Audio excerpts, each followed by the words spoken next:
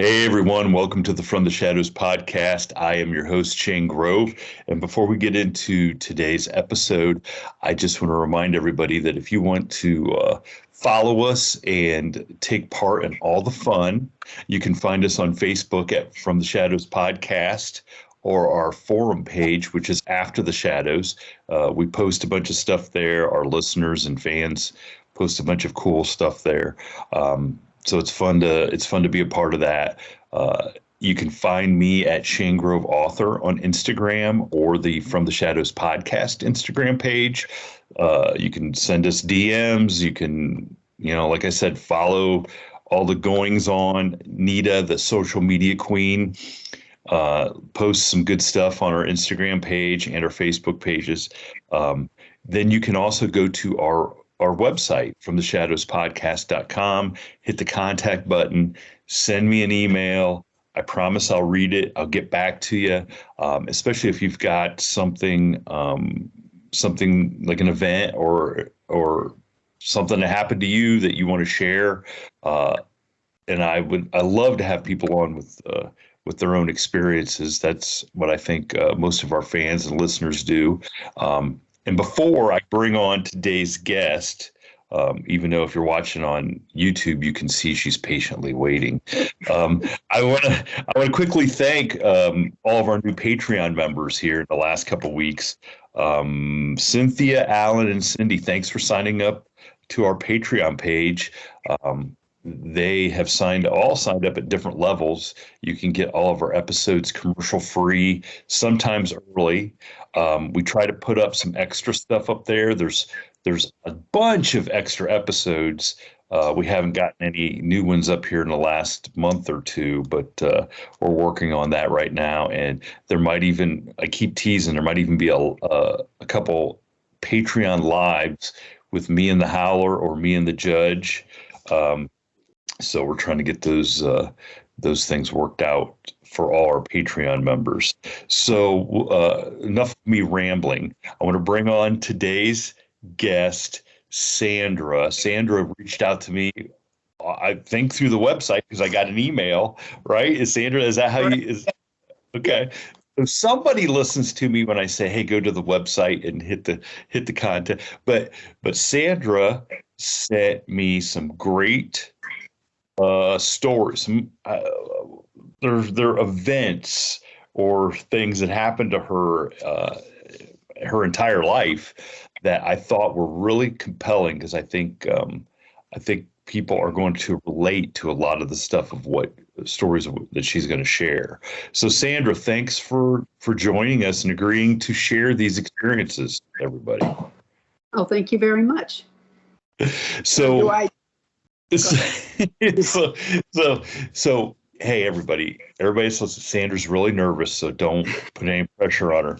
We're going to try to help her out here. But so Sandra, you got a hold of me and you've had some, for lack of a better term, some dreams and premonitions. Correct. that when you kind of put them in an email, it was really cool. Like it's a lifetime of these things. So kind of start like when your first memory of these things happened. Well, my first one wasn't mine. It was my mother's. This was back in '69, and my father traveled. Back then, he didn't have a company car, so they only had one car. So if he took the car, we were sort of stuck with my mom and 5 kids. And he said that he was going to be doing a road trip going to Pittsburgh. So that was already known. 2 weeks before he traveled, my mom had a dream. It was not a good dream. She dreamt he was in a horrible accident and she had no way to get there because he had the car. And she called up a friend that this is in her dream, normally would work that day, and he was available. So lo and behold, 2 weeks later, my mom gets a phone call that my father was in a horrible head-on collision. This was before Interstate 79, so he was on the 2-lane highway of 19. Someone was passing and went head-on with him.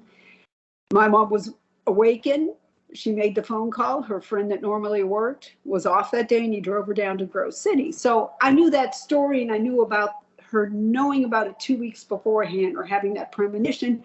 So I think ever since then, I've just sort of been aware, paying attention to odd things or, something a little eerie or coincidental, that after a while, too many coincidences aren't coincidences. So at the time, what did your mom make of the whole thing? Like, did she make a big deal about it, or did she say, wow, this is really weird, or what? This was all through the family, and I never really knew about it. I mean, I knew about it through people talking about it, and my mom talked about it, but I was only 10 years old. It really wasn't a topic of discussion among me, maybe among her friends. Not sure about that. But, little kid, we eavesdrop, we listen, so I've heard the stories. But we never really discussed it a lot. So you never got to have the conversation of, so Mom, what did how did it hit you when No. this actually happened? Okay. So you don't know then if this was a one-time thing with her. If she had I don't. I'm sorry. No, I don't. I know her sister, my aunt, she's had her things, and, and my grandmother, my aunt told me, I said, Gertrude, that was my grandma, their mom, said she had a few things, it's like, so it's been talked about, but not with me. I talk about it with my friends, though. So in other words, you come from a family of all witches. Is that what I'm hearing? Yes, definitely. Witches and warlock. So, okay, so you have this event that you can kind of go back to and know that somebody in your family had a premonition that came true. So when then do these things start happening to you that you can remember? Well, the first thing, actually, what really wasn't a premonition, I would call it a visit. I'm going in date order, so I figured that would make more sense. So like I have to look, 87, my best friend, and we're still friends for over 50 years. Her husband and we all hung out. My husband and us, we all did holidays and everything together. Well, in 87, her husband had a tragic accident, and he fell 30 feet. And after 6 days, she had to be the one to end life support. So we were all very close. And as time went on during that year, she was young. We were both under 30, and she had 2 young kids. And she sort of met somebody and started dating. Well, it happened that one night I had a dream, and it was a weird dream because it was a specific. We were sitting on a bus. That was it. Nothing going on, and all I could see was from our waist down. And her husband was a painter. He was a contracted painter. So when I'm looking, I look over to see his body from the waist down, and he's in white painter pants, and they're all stained with paint. And I says to him, I'm like, when you go to heaven, they don't even give you clean clothes to wear. And he's like, no, they have us come visit in something that you will recognize us with. So I'm a painter. I wore painter pants. You knew it was me. I'm like, okay. So we had a discussion, and then somehow in the dream, he wanted to go to the cemetery where he was buried. And I'm driving there. And as we were discussing, he started getting angry. And this is all in my dream. But I'm scared in my dream. He's pounding. And then I said to him, listen, Johnny, you're scaring me. And you got to relax. I said, Debbie is moving on. She has young kids. And if you continue doing this, you can't come back and visit me. And it immediately stopped, and I woke up. Now, I know that was like, okay, that was an okay dream. But about a year later, I had another dream about him out of the blue for no reason. And we were at a train station, just him and I. And this time I could see him, his full body, and he was dressed nice. He wasn't in painter clothes. And he said he was here to say goodbye to me. Then. And I said, so you're leaving? And he goes, yes. And I gave him a kiss on the cheek goodbye. And I commented to him that I've never kissed a dead person before. He sort of smirked and laughed. And then after that, I never saw him again. The difference was this wasn't like a sporadic dream. This was more like a specific conversation, a visit. No one else was involved. No other people were involved. It was just me and him. So that was that. So I want to go back to the first dream. So the first dream, you never saw his face or anything. You just No. knew it was him from his pants and stuff. Correct. Like painter pants. Because he, like I said, was a painter. And how did you, and you may not remember, so you guys were on the bus and then in your car? Well, no, he wasn't in my car. He was above the car. He was not with me. I was driving alone, and he was pounding. So, okay. We were talking about her dating, and he was pounding on the roof of the car because he was angry that she was moving on. Oh, wow. Okay. Well, that was the premise, and that's when I told him, I said, you know, Debbie's got a long life down. I didn't tell all this. I know I missed this part, but basically explained she has a long life. She needs to find happiness, but you're always her first love. Because, I mean, that's what Debbie told me. That's always will be her first love. And then I yelled at him because he was scaring me. Because it was really loud. So it's almost like in the first dream, he came to you how long ago after he passed away did he? It was within that first year after he passed away. Within the first year, right? Because she moved away from Pennsylvania, and so she was still living there. And she moved away after a year, so it was within the first year that I had the first dream, and he had a lot of head damage. It's like I don't know if that's why I only saw him from the waist down, but he fell 30 feet into concrete. So it's almost like he had some quote unquote unfinished business that he was trying to maybe oversee and make sure that it got done before he could, because it's weird, like the traveling metaphors, that are in these dreams, the bus, the car, and then I'm going on the train station and I'm taking off. I never thought of that until you just said that. It's like everything was traveling, like going somewhere. Yeah. So it's almost like, he's getting on the train going, okay, I'm out of here and I'm going to see you. That was it. He was saying goodbye. That was like, and I never did dream about him again. It was like, that was the end. So when you have these dreams and you obviously, it kind of startled you a little bit. What did you tell your friend about him? Oh yeah, she was mad. She was like, "Why is he visiting you and not me?" And she was just like, "I don't get it. I've been waiting for him to come visit me, and he visits you." And I'm like, "I think you're still too hurt." And maybe he was mad. I don't know. But she was very, obviously devastated. It's a horrible thing to go through. And I said, "I don't know why. Maybe he just feels I can handle it better and I can tell you about it." So what was when he came back to you the second time and you told her he was moving on, like what was her reaction to that? I don't remember. I could probably ask her. I should have called her and asked her because I never thought about that. I think still at that point, she was pretty much settled because that was a year and a half after that. I really can't say on that one because I don't remember. I just know I told her, and she had her own experiences, but he knew that her and I were very good friends. I actually had to take care of her while she was going through the morning with the kids, helping her with the kids. She ended up getting really sick. I was down there. My husband was great. I was basically half living there. So I think he knew how close I was to her. So maybe that's why he used me to channel the information that he was none too happy that she was dating. Oh, wow.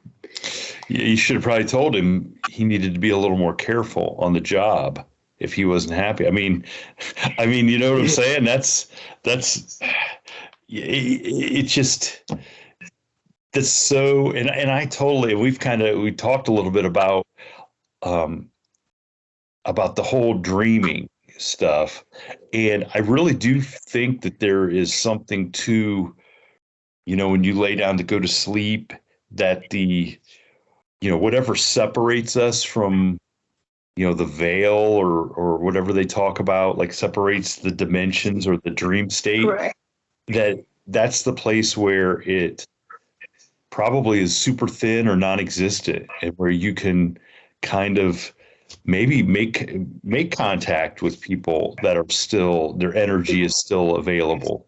I don't know. It seems like a possibility to me. It almost, um, I mean, I've done some crazy stuff in my dreams, and you kind of wonder, am I imagining all this, or am I somehow going somewhere else that my conscious or subconscious is able to go and travel to and experience. Well, and like with these two dreams versus regular dreams, I mean, to this day, that stuck with me. It's like we've all woken up from dreams going, okay, that was weird, whatever it was, totally confusing. And you forget about them. This one never forgot about, never. Both of them. I can still see them. I mean, I can still have the vision what I was looking at, because I can describe the train depot. We were up against the wall. It was like the old wooden pew type benches you would sit on, and him and I were just sitting there side by side.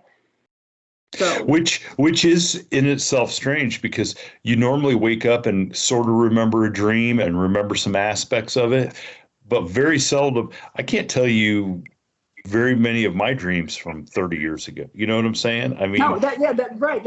This was 50.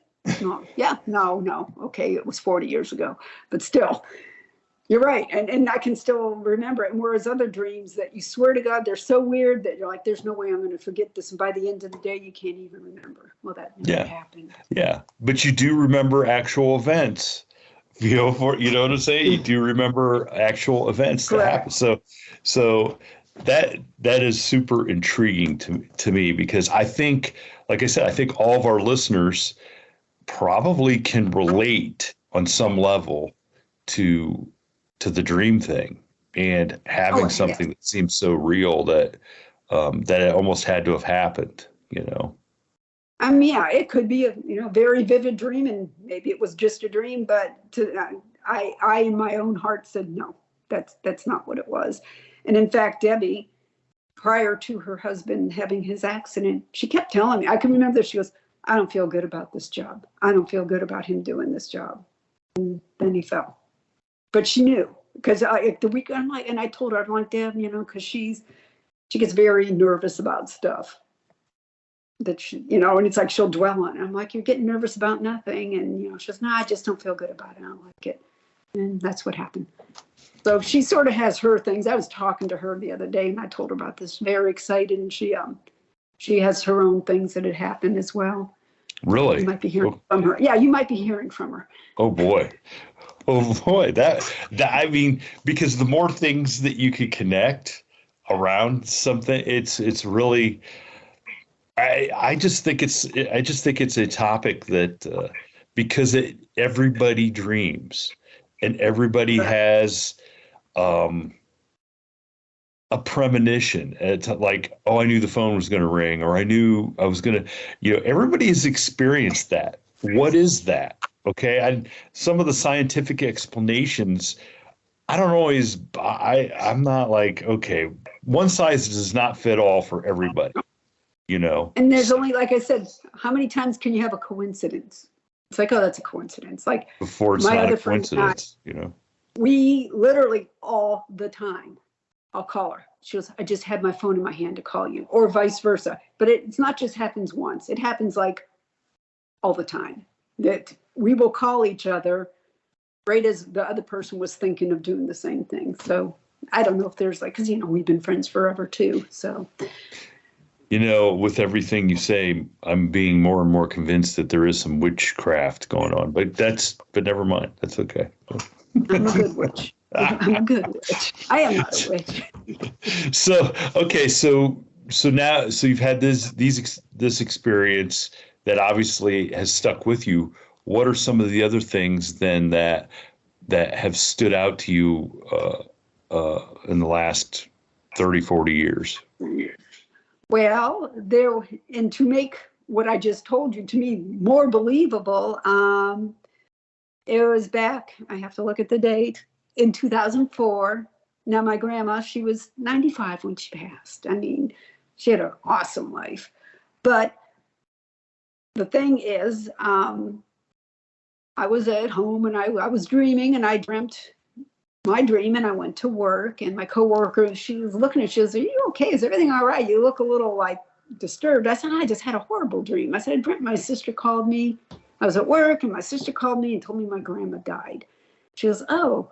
We went out and had our coffee, and at 9:30 my phone rings and I get the call and I hang up, and my coworker's like, "What's the matter?" I said, "That was my sister. My grandma died." And they just asked me, "Please never dream about us." And that was to me, that was freaky. It's like I actually had validation because I told them my dream before it even happened. And then literally 2.5 hours later, I get the phone call, which was weird to me. Like, okay, that's weird. That's not a coincidence. And I mean, I could see dreaming about my grandma passing because I knew she was, failing. But the events of it happened at work, it was my sister calling, all that happened as well, besides my grandma passing. So that was another one of my things. And that is kind of creepy because you did tell them ahead of time. Yep. Because a lot of people say, "Oh, I was thinking that," or whatever. It's one thing to say I was thinking that. It's another thing to tell them and then have it happen. Literally hours later, not like the next week or anything. It was like literally hours later. So yeah, that's what I said. So then I go back to the dreams of Johnny, and I'm like, well, I that to me solidifies that was more of a visit than a dream, as well as my grandma knowing she was going to pass. I don't know what that was, but I knew it. Well, you go back to your mom having the dream, Yeah, right? That's true. Yeah. Of knowing that something was going to happen. Now, did you tell your sister then? Oh yeah. They're just like, really? Wow. I mean, everyone was like, wow, obviously, we're all feeling bad. So, that I didn't want that the topic of conversation, but my aunt as well, Mary Ann, she also knew. She's like, she had a reason why she came home. She goes, I just knew in my gut. So, because she's had her things as well too. So, I think it's a family thing. You're right. We're all witches. Because I don't hear the guys talking about it. Oh boy. So, okay. So this happens with your grandma. So then what? Well, then this isn't a dream. This is real life stuff. Okay. All right. This was real life stuff. Looking at the dates, because I like to keep things in my head. 2013, I moved to North Carolina, and this was my 8th move since, I've only been here 18 years and I've moved 11 times. So this was one of my moves, and I wanted to rent a house. I was tired of apartments. So I went to this house, and the landlord was there. We walk in, and I'm like, okay, no, this is nice. It was a nice little ranch. Reeked of cigarette smoke. And he was really upset about that. He's like, I'm doing this, doing that. We're trying to fix it. The, previous tenant, she broke the lease, as in she was not supposed to be smoking, and she smoked inside. But the reason why I'm renting it, she didn't fulfill her lease, is because she died. And I gave him a look, and he immediately went, oh, she didn't die here. I'm like, oh, okay, cool. So I'm like, I'll take it. Sign, he's like, okay, come pick up the key next week, give me your deposit. So I go there. I knew I was going after work. So I packed my 2 little boxes of cleaning stuff, or whatever you take when you first get a place. You want to put something of yours in there to market. So I picked up my stuff. I go there to the house, and it did, the smoke hit me. So I opened all the windows. I ran to the store, bought candles, incense, air freshener, did all that. Went back there, and I'm like, well, there's nothing we can do here. Gave it a half hour. I went through and I shut all the windows and locked them all, every single one, made sure. And I'm getting ready to go. I'm in the kitchen. I'm gathering my purse. And all of a sudden I hear a voice saying, I know it was words. And it was like right down the hall. And it was like, what are you doing? And it was just like sort of trailed off, like, how are you? Why are you? It was something on that line of someone talking in the house. And I'm like, oh. And I turned around and looked. I said, did I forget to shut a window? So I went back to all the rooms, and I'm looking outside to see if there's any neighbors by the house, and there was no one around. So all the windows were locked. I looked at my phone to make sure nothing like started playing like a podcast, or I don't know if they had podcasts back then, but they did. I did have radio, and it was nothing. And I just sort of went, okay, that was really weird. I know I heard something. Oh, well.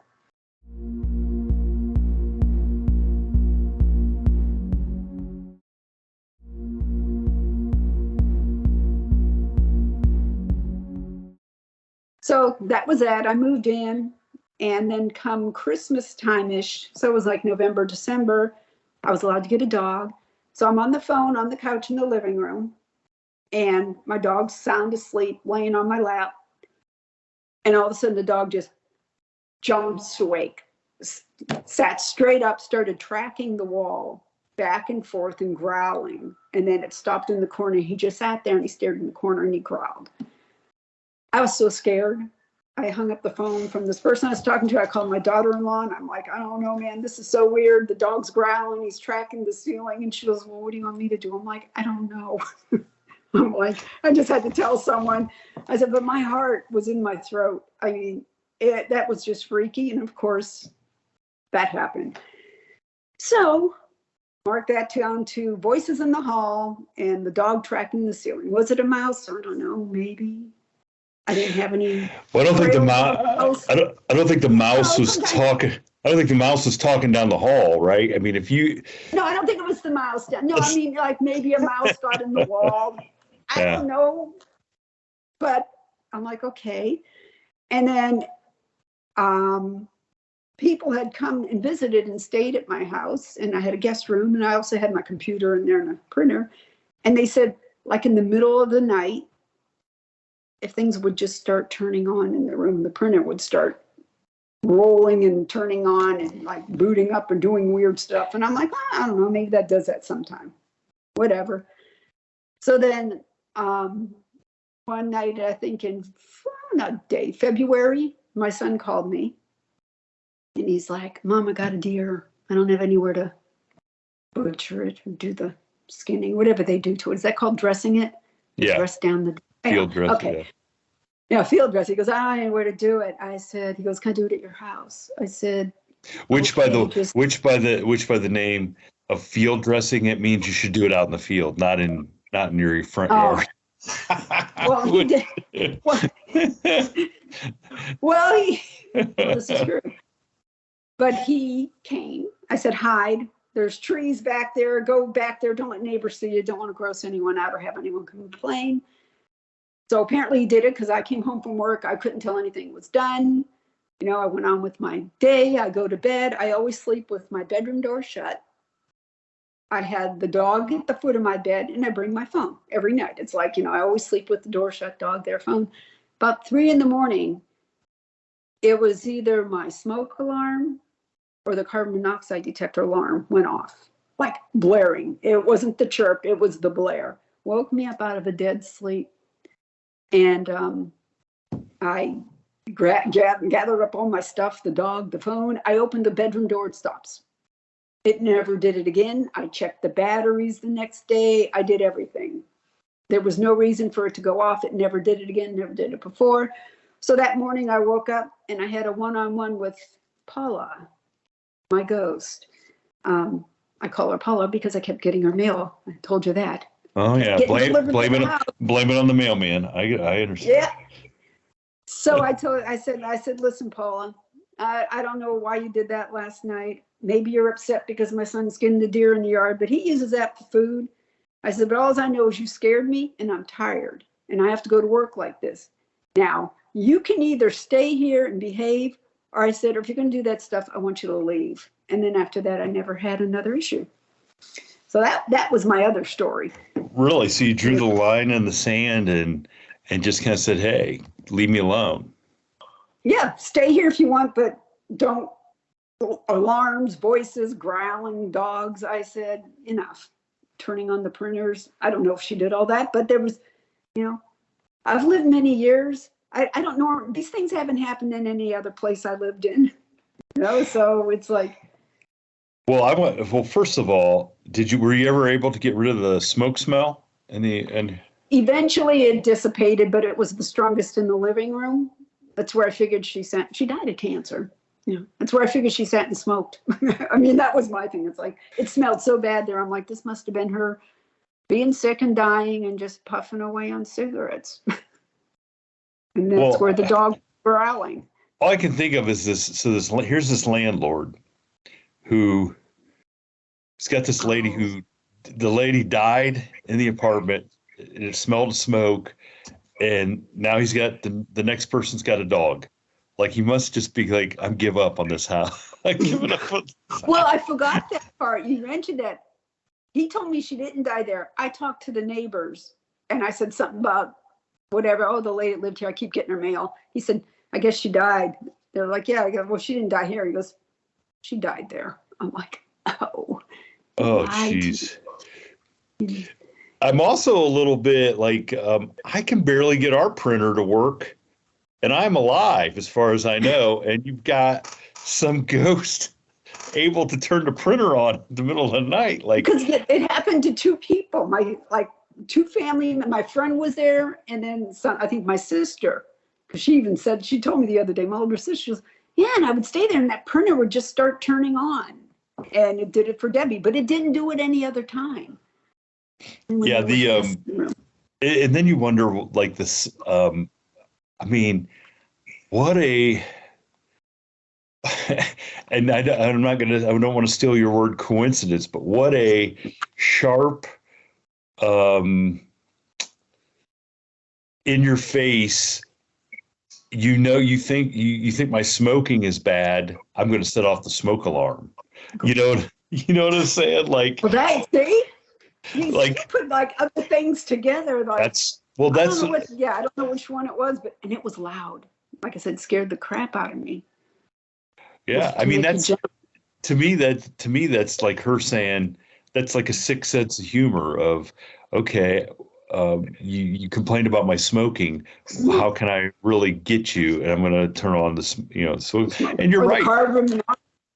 Yeah. Well, whatever. I mean, to alert that there's a dangerous, something that would really, and you're right, that would scare anybody out of a deep sleep. Well, because it's supposed to, because you're supposed to wake up. Yeah. It's telling you your house is on fire or something. So it's supposed to wake you up, and it did. But like I said, it immediately, I opened it. I can still remember, I opened the door and it was like dead silence. I'm like, oh, you bitch.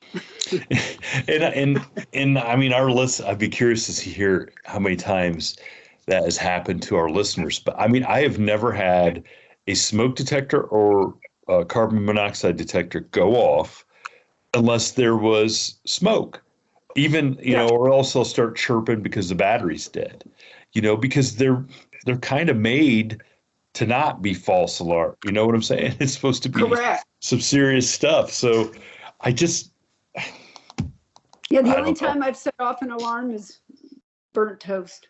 There you go. That'll set your smoke off. That's it. But, and that's why I think it was the carbon monoxide, because it wasn't the same sound as the smoke. But I tested everything. The next day it was all fine. Yeah, because if the carbon monoxide, I mean, you getting up and just being mad about doesn't do away with the carbon monoxide. You know what I'm saying? It's going to kill you if you don't get rid of it. Well, that was the other thing. I'm looking around too. I'm like, is something on fire? It's like, but there was nothing going on. Just house was quiet, nothing happening. And that is something though that you finally declared, this is my place. Please leave me alone. I don't appreciate it. And so you kind of know that this is something intelligent. It's not something just happening to happen. It's something intelligent. So is there any other? Oh yeah. Cool things? The thing too is my mom and I would tell my mom all these stories, and I'd say, oh, Paula did. If I couldn't find something, she's like, well, it's probably Paula. I mean, then we started making a joke about it, because everything that happened, we blame Paula. Like, oh, this broke. Oh, it's probably Paula. Yeah, the stove did short out there when my mom was cooking. She was there cooking, and the stove, the whole thing just shorted out and burned up. And we left. The landlord put a new one in. Yeah, it was weird. I forgot about that. I mean, that could have just been a bad. Right, thing. because stoves just short out all the time. I know. I've I mean, never because had a it was stove totally short dead. out. It wasn't like it needed a new element. It was like dead. He's like, the whole thing, he had to replace the whole thing. Because we came back and we're like, oh, new stove. He's like, yeah, I had to replace it. I forgot about it. See, the more you talk, the more. And my That is mom was weird there too. That is weird My too. mom was cooking when it did it. We both like jumped back. I forgot about that. So yes, as to other things, this January 2022, my mom passed, and it's still hard. It still makes me cry. But what we did is like some of the things I would do with my mom. I'm going to have to sort of tell a little backstory. Is her and I, you go to her house, and like you can see right behind me is a window. Well, like same with her, she would sit there, but like this far away from her window, I got her the sterling silver, like one bird feeder. It was really pretty, and the birds loved it. So if I would go up to visit, it was the typical hi dad, and hey, hug, put my stuff away, and he'd go back and watch TV. And my mom and I'd sit in the kitchen and have a glass of wine, talk for hours. But we'd always be watching the birds. I'd be like, hey, there's a cardinal there. And she'd look. So we were always doing the bird watching, and they'd be sending pictures. Look at this one. And so it was important to us. So her and I we did a lot of bird stuff. I don't know why. We weren't like binocular bird watchers, but just something there. So anyhow, my mom passed, and I was there for quite a while. And then afterwards, it was time for me to get back to North Carolina, get back to work. So I drive back. And I'm at my house that I'm at now, that I haven't moved from yet. So far, so good. And I'm putting stuff away, and I'm coming out to the kitchen, and off my kitchen is a deck. It's about 8 feet off the ground. So it's a deck, and there's stairs down to a patio. So I'm walking into the kitchen, and I look, and there's birds lined up, all 3 rails, and then down the railing that goes to the stairs. So I have like a bird every foot, all the way, just the whole perimeter of the railing and down. I'm like, I've never seen that. I've never had that. I've been here for 3 years, never had that happen before or again. And I'm like, birds, Mom. So I did get a picture, actually. I went and looked at it. But you still see the screen. I couldn't get a good shot. But that was like one of the weird things was having all the birds line up down there. So after that was pretty neat. I went back to Erie in the summer, and right before I left, my aunt and I went to see a medium, and she, saw me. I walk in, she's like, immediately, your mother's been with you the whole time. Of course, tissues, crying, it's like I was there 1 second, I'm already crying. So she was going on, and I, because I've never been to a medium before, so I'm sitting there trying to, I don't know, nail her, trying to give me sort of you're trying to prove, make her think. Yeah, I'm just listening. Like, is this real? Like you're trying to. Yeah, is she giving me generalities that could sort of apply to anyone? And she hit pretty straightforward on a lot of things that, of course, just pertain to me. She actually gave me a lecture from my mother. And it would be something that my mother would say, like, oh boy, you do too much for everyone else. It's time you start, because my mom always told me that, Sandra, just do something for you. You do something for everyone. You take care of the kids. You do all that babysitting, blah, blah, blah, blah, blah. So I was getting lectured. She goes, she really wants you to start living and doing things for yourself. I'm like, gosh, okay.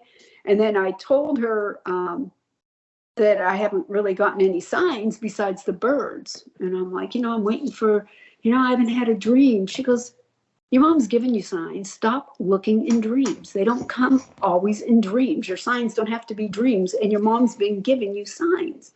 I'm like, I haven't seen them. And she's like, well, your mom's been giving you signs. I said, is she going to give me another one? She's like, yes. I said, well, will I know it? And she went, and just the expression and the way she said it was my mom. She went, oh, you'll know. And it was just the way my mom would say it. Like, I'm like, okay, well, that was cool. And then she did a few more things that were pretty neat that she pinpointed. She goes, there's another lady with your mom. The mailman's coming. And there's the dog. Mm-hmm. She's like, For everybody that doubts the mailman getting barked at by the dog, there you go. There's proof. he's sort of just doing his weird whine. But she's like, there's a lady, and she was describing her. So it wasn't like my grandmother, and we nailed it down to it being my mom's sister, my Aunt Kathleen, that passed before her. And what was weird is my younger sister went to a medium, and they also said my Aunt Kathleen came through because Kathleen told my sister and me, I'm always there for you. I'm always around you. And she told me the same thing, that she wants you to know she's always there and she's always around you. She goes, she said that you have your favorite picture of her. I'm like, my Aunt Kathleen? I'm like, and that you should take it out and display it. I'm like, I don't have a picture. I said, I have one on my computer that I always liked. She goes, I don't know. She goes, but she just says, it's time for you to take it out and show everyone. I'm like, I sort of filed that away going, okay, I'm not sure about this. She also tracked my kids, and she sort of said something about my one son. They're both law enforcement officers. And then she said something about my other son, because we already did my one son. So I knew she was on my second son. And she's like, do you have an engineer in the family? I'm like, no, they're both law enforcement officers. She goes, you don't have an engineer. I'm like, I think I know. My kids were in. I said, well, I don't know. I said, my one son, he likes really building stuff, talking like engineering, building, drawing. She goes, no, I don't think so. I'm like, well, okay. So that sort of ended that. That was my visit. So I was told that my mom was going to give me a sign. I was told my son was an engineer, and my aunt wants me to show some picture that I don't know where it is. So I go back to my dad's, and I was just going to get ready to leave, I think the next day. And him and I, it's nighttime, and we're watching TV, and it's 9:30. My dad gets up off the couch to go into the kitchen, get something to drink. I'm sitting there, and he gets up and goes. All of a sudden, his smoke alarm started blaring. It just went off. And he comes back, and he looks in the room, and he's like, and then it stopped. And he goes, what happened? And I'm like, and I just thought, my mom pulled a Paula. She said I would know it this time. That she was like, oh yeah, I'll know it. So yeah, I knew that my mom set off the alarm, because they had no reason to go off. My dad's like, it has never done that. I'm not cooking. He was getting water. No one was cooking. There was nothing smoky, and the alarm just went off. So that was like, that made my day. So I'm like, oh, that is so cool. So I'm going home, and I'm talking to my son, they're twins, but I'm not talking to the one that she said was an engineer. I'm talking to my other son. And I was telling him about it, and then I'm like, she kept saying about having an engineer in the family. He goes, Mom, Steve's a combat engineer in the Army. I'm like, oh. So yeah, he's an engineer. He's a combat engineer. So that was his Army thing. So that took care of that. Okay, so now she got the engineer right, and now I heard my mom. So I get home, and again, I'm fussing around, and my refrigerator is full of grandkids' drawings, old receipts. I mean, all this crap up there. I have pictures of, grandkids and whatnot. So I'm clearing some of the stuff off, and under this sheet of paper, there's a 5x7 frame of a picture of my Aunt Kathleen and my mom buried under the papers. And that was the one. I think my Aunt Kathleen kept saying, bring it out, show everyone. So there it is. It's still up on my fridge. And so that all those things kind of gave you a good feeling, a warm feeling of, they're watching me.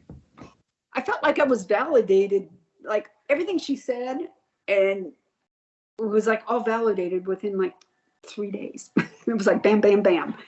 It's like the sign with the alarm going off. My son's the engineer, and my Aunt Kathleen was on my refrigerator, but she was just covered with papers, and she wanted to be out in the open. Because that was, to me, Wow. That's kind of cool. I got to admit, and I'm sure there, like I said, I'm sure there's people listening. They'll be, oh, that's just a bunch of nonsense, or there'll be the people who'll say, hey, the same thing happened to me, or I totally believe that. And that's what's kind of cool is this is what happened to you as you're relay it. You're sharing it. Yeah. And what happened and how it makes you feel and that's the beauty of it is everybody has their own experiences and own interpretations of events, and I think it's cool that it makes you feel good, like you feel loved, like they're watching over you, and I think a lot of people would love to know that 100%. I just, I said the last thing, did I get them all? Yeah. The last thing with just the valid, it's like, yeah, usually when you see a psychic or a medium, it's like, oh, then you looked for that answer. I wasn't looking for my aunt. I wasn't, I totally forgot my son was an combat engineer. Like, I just said he was in the Army. I didn't do his, whatever you call it, his MO. What is it? Whatever he did. I don't know. He blew things up. So I just think there just can't be that many coincidences. You would not think, for sure. But no, I love it that makes you feel good, and it makes you feel like people are watching over you and taking care of you. I would always question, like, okay, so you guys are watching over me, but why don't you guys ever keep me from doing anything stupid, like spending too much money or not getting sleep? You know what I'm saying? Like, where are you guys to help me out on that in that or case? like, do you watch everything I do? It's like, I don't want anyone watching everything I do. Oh, jeez. It's like, oh man. Oh boy. Yeah, we don't want that, do we? For sure. It's sort of like creepy feeling then. But no, I just, like I said, you're right. It makes me, like, my experiences, none of them were like some people I've listened to your show that have had some really scary things. Like, no, I've had good feelings. So I'm a good witch. I love it. Well, Sandra, I'm glad that you reached out and that you got over being nervous and agreed to come on and share these things, because like I said, I think probably 99% of our listeners are going to be able to connect with some part of your story, of your experiences, either having dreams or premonitions or feelings, or going to see a medium and having them share information that was then validated later on. I think. Yeah, I mean, I don't look for it. On any of those things, I did not look for. Some people, it's like I believe in it so much, and I'm looking for signs everywhere. It's like, no, I really just things that happen. I just sort of roll with it, I guess. Hey, look, in reality, that's about all you can do is just roll with it. So, all right.